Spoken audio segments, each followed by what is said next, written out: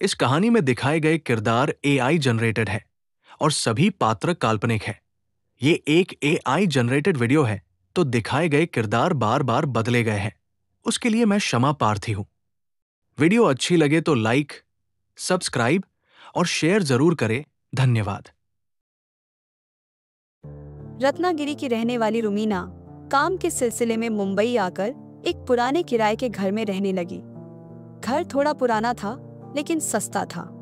उसे मुंबई के एक गर्ल्स स्कूल में टीचर की नौकरी मिली। एक दिन रुमीना एक एंटीक शॉप से प्राचीन फूलदान खरीद लाई। वह नीले रंग का खूबसूरत फूलदान था जो उसे सस्ते दाम में मिला था। हर दिन रुमीना एक बुजुर्ग फूल वाले से फूल खरीदती थी। उस दिन भी उसने फूल वाले के बेटे से कुछ बैंगनी रंग के आर्किड खरीदे और घर आकर उन्हें नए फूलदान में सजाकर लिविंग रूम में रख दिया। उसी रात रुमीना को बुखार आ गया। उसने बुखार की एक गोली लेकर सोने का फैसला किया। अगले दिन वह थकी हुई महसूस कर रही थी। उसने स्कूल में फोन कर छुट्टी ले ली। उसकी खाना बनाने वाली शिला दी जब कमरे में आई तो उसने पूछा, क्या हुआ दीदी, तबीयत ठीक नहीं है? बस थोड़ा सा बुखार है शिला दी, आराम कर रही हूँ, जल्दी ठीक हो जाऊंगी, रुमीना ने हल्के से मुस्कुराते हुए जवाब दिया। शिला दी ने कहा, ठीक है दीदी, आप आराम करो, मैं आपके लिए कॉफी और नाश्ता बना लाती हूँ। रसोई में जाते ही अचानक शिला दी की चीख सुनाई दी। रुमीना घबराकर रसोई में भागी। वहां उसने देखा कि शिला दी डर के मारे कांप रही थी और उसकी नजर गैस स्टोव की तरफ थी। क्या हुआ शिला दी? रुमीना ने पूछा। देखो दीदी, चूहे का शरीर खून से सना हुआ है, जैसे किसी ने उसे नोच लिया हो। यह घर तो हमेशा साफ रहता है, यह कैसे हुआ? शिला दी ने कांपते हुए कहा। रुमीना ने उसे पानी पिलाया और उसे शांत किया, लेकिन इस घटना ने रुमीना को बेचैन कर दिया। अगले कुछ दिनों तक घर में अजीब घटनाएं होने लगी। एक दिन डाइनिंग रूम में एक मरी हुई छिपकली मिली जिसकी खाल पूरी तरह उतरी हुई थी। एक रविवार रुमीना अपनी दोस्त अदिति की बिल्ली मियू को अपने पास रखने के लिए तैयार हो गई, क्योंकि अदिति और उसका पति छुट्टी पर जा रहे थे।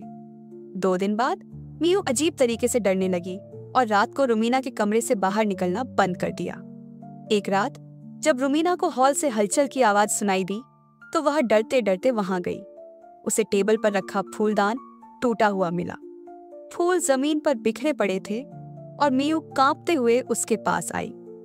रुमीना को शक हुआ कि इन घटनाओं का संबंध फूलदान से हो सकता है। वह अगले दिन उस एंटीक शॉप पर गई और दुकानदार से पूछताछ की। दुकानदार ने उसे बताया कि यह फूलदान उसके पास 4 हाथों से होकर आया है, लेकिन उसने ऐसा कुछ अजीब नहीं सुना था। फूल वाले के पास पहुंचकर रुमीना ने फूल के बारे में बात की। बुजुर्ग फूल वाला सुनकर घबरा गया। उसने बताया कि वह फूल बेहद खतरनाक है। उसने यह भी कहा कि उसकी बेटी के घर में इस फूल ने एक बार जहरीले सांप को निगल लिया था। उसकी बेटी को ये फूल एक जंगल में मिली थी। उसने रुमीना से माफी मांगी कि उसका बेटा गलती से ये फूल उसे बेच गया। तुरंत रुमीना को मियू की याद आती है और रुमीना ने देरी न करते हुए घर चलाती है। ताला खोलते ही रुमीना ने देखा कि फूलदान में से एक भयानक नीली परछाई निकल रही थी। उसने मियू को आधा निगल लिया था। रुमीना ने हिम्मत जुटाई और हाथ में ताले को उठाकर फूलदान पर फेंका। फूलदान के टूटते ही जड़ें फिर से आपस में जुड़ने लगी और एक डरावना रूप लेने लगी। रुमीना ने तुरंत वैक्यूम क्लीनर चालू किया। फूल की जड़ें उसे जकड़ने की कोशिश कर रही थी, लेकिन वैक्यूम क्लीनर की ताकत ने उन्हें खींच लिया। भयानक आवाजों और दुर्गंध के बीच रुमीना ने अपनी पूरी ताकत लगाई और अंततः फूल और उसकी जड़ें वैक्यूम क्लीनर में समा गईं। थकी हुई रुमीना जमीन पर बैठ गई और मियो उसके पास आकर उसकी गोद में दुबक गई। उस दिन रुमीना ने सीखा कि मुश्किल घड़ी में हिम्मत और विश्वास ही सबसे बड़ी ताकत होती है।